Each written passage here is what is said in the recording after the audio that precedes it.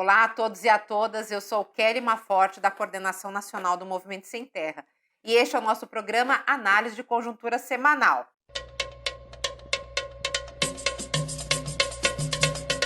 A crise urbana, ela está diretamente relacionada com a aceleração dos problemas e dos impactos da crise do capital sobre a vida dos trabalhadores e trabalhadoras.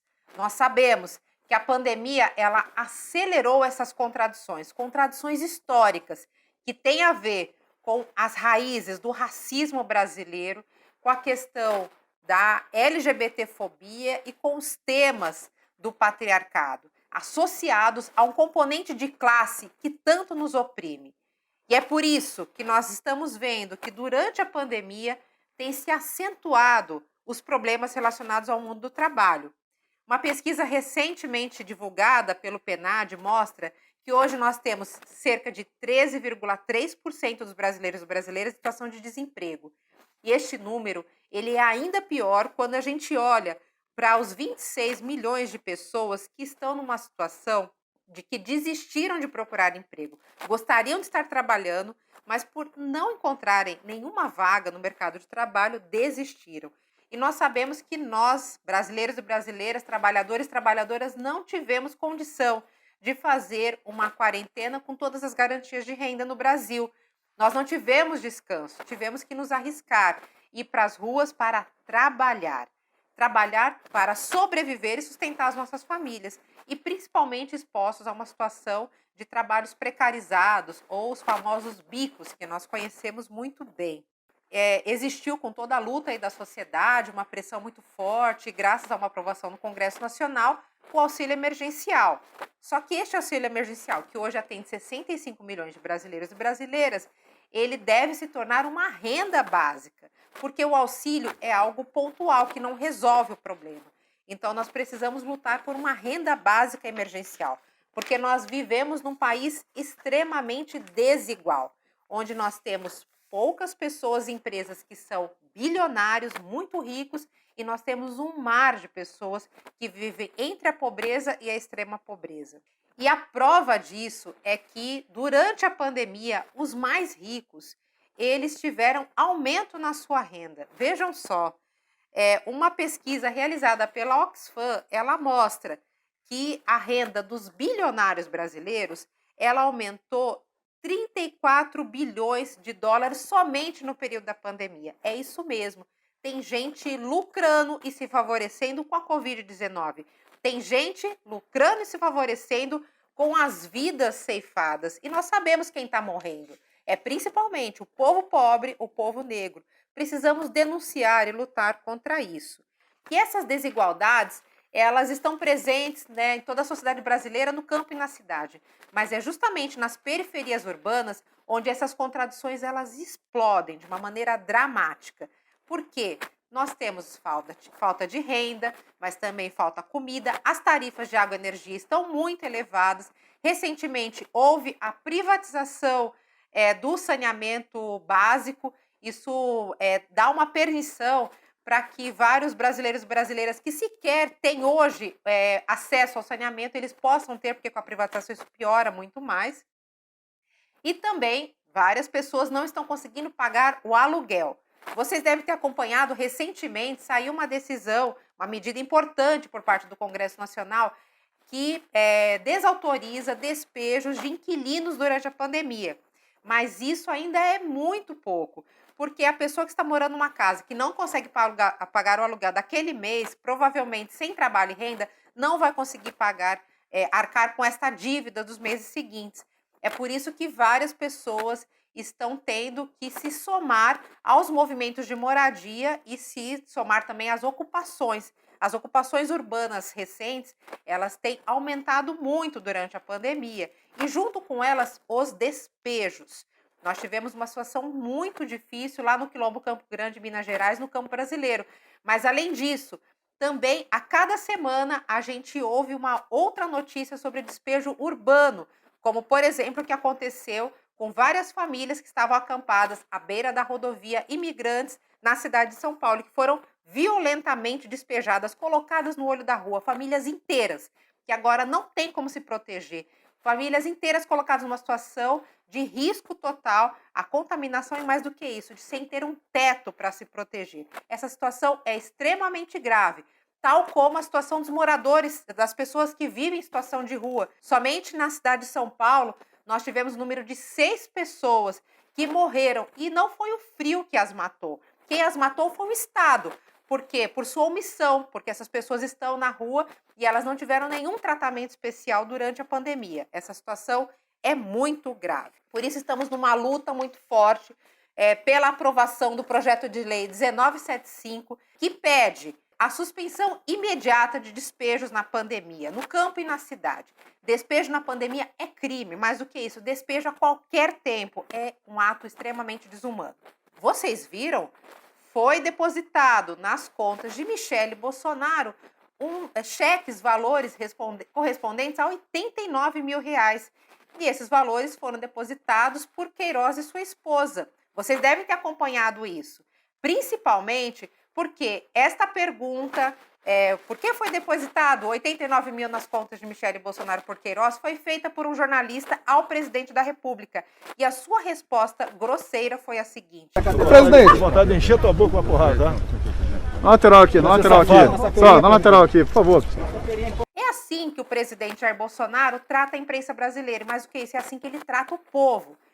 E esta resposta do Bolsonaro também mostra que, de fato, Queiroz é o calcanhar de Aquiles deste projeto que está no poder. Precisamos lutar para que as investigações do Ministério Público do Rio de Janeiro, elas saiam deste patamar de inquérito, elas virem processos e que essa denúncia possa levar ao esclarecimento de vários fatos que estão por trás da questão das milícias que tomaram conta do nosso país, mas principalmente dos crimes também que envolve o assassinato de Marielle Franco e Anderson Gomes.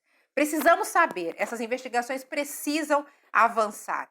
Está muito provado com estas investigações que, de fato, a gente pode chamar de familícia este projeto bolsonarista. E não é só o Flávio, não é só o Carlos, mas nós estamos também falando da Michele, diretamente, então, ligada aí ao presidente da República. Estamos muito atentos e estamos na luta ferrenha aí por fora Bolsonaro para salvar vidas e para que o nosso país se livre desse projeto ultraliberal e fundamentalista que está no poder. Nós estamos numa luta muito grande pela alimentação saudável, por ter alimento farto e diverso para todo o povo. Só o Movimento Sem Terra, durante a pandemia, já distribuiu mais de 3.300 toneladas dessa alimentação produzida nos acampamentos e assentamentos de reforma agrária. Junto conosco, outras campanhas importantíssimas, como Periferia Viva, Vamos Precisar de Todo Mundo, também estão se somando com este grande projeto para poder fazer a distribuição de alimentos para salvar vidas. No entanto, nós vimos que durante a pandemia a boiada está passando, tal como disse o ministro Ricardo Salles naquela reunião fatídica em maio deste ano que todos os brasileiros e brasileiras viram. E a boiada está passando mesmo, seja no desmatamento, seja no avanço sobre as áreas indígenas, seja no avanço sobre os direitos quilombolas, seja nos processos de regularização das áreas públicas, que na realidade é uma forma de regularização da grilagem, e também na aprovação de novos agrotóxicos. Nós temos que estar muito atentos, porque no dia 22 de setembro, daqui a alguns dias, vence o prazo para que o herbicida paraquat ele seja banido, de fato, do mercado brasileiro. No entanto, este acordo que foi firmado em 2017 está sob ameaça, porque a bancada ruralista, a Frente Parlamentar da Agricultura, estão fazendo uma pressão muito grande para que a Anvisa suspenda esse prazo e mais, prorrogue esse prazo. Este herbicida ele é responsável por diversas doenças e intoxicações, principalmente relacionadas ao aumento do casos de câncer, também o mal de Parkinson e incentivo a agricultores e agricultoras cometerem suicídio. Este paraquat é um herbicida que já está banido na União Europeia há muitos anos.